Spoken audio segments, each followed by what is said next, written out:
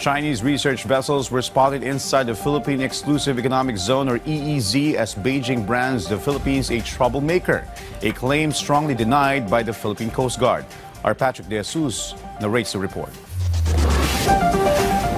The Philippines is being labeled by China as the troublemaker or instigator of conflict in disputed waters. According to the spokesperson of the Chinese Ministry of National Defense, the Philippines is dragging other countries into the fray to escalate tensions. This was countered by the Philippine Coast Guard, pointing out how China's claims contradict their acts of bullying towards Philippine sea vessels, a sentiment echoed by an expert.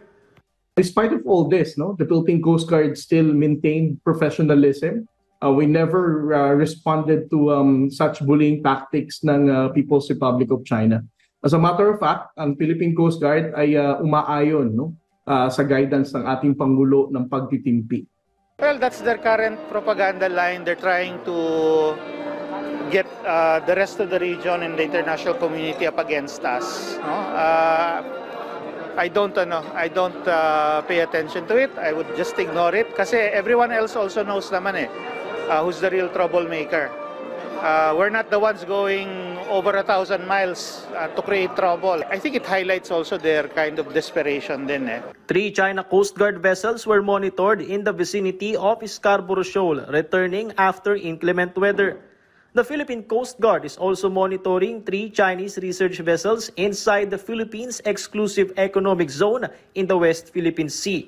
One of them is the Beijiao 996, last struck with the help of the Canadian Dark Vessel Detection Program, now 185 nautical miles from Zambales.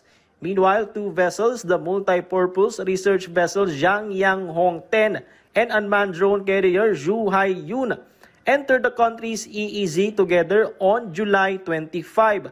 Both circled near Balagtas Reef this Thursday. They were last spotted 195 nautical miles from Rizal, Palawan. The PCG is now deploying vessels to drive away the Chinese research ships.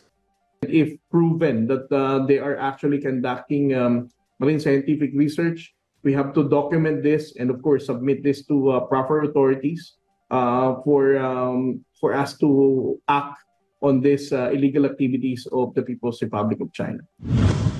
Amid ongoing challenges to assert the country's rights and sovereignty, lawmakers are being pushed to amend the AFP modernization law.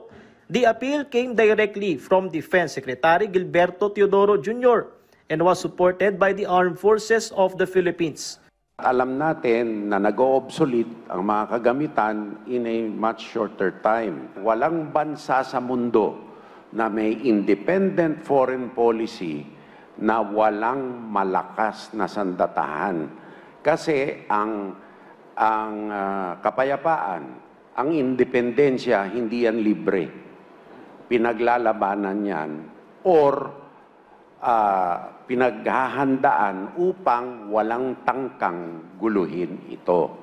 Yung sinabi ng ating Pangulo na we are friends to all, enemies to none, hindi po ibig sabihin na hindi na po tayo lalaban kung kinakailangan. That is why kailangan palakasin po natin yung ating Armed Forces of the Philippines. The AFP modernization program was last revised in 2012 and is divided into different horizons or phases over 15 years. Patrick De Jesus from the National TV for a new and better Philippines.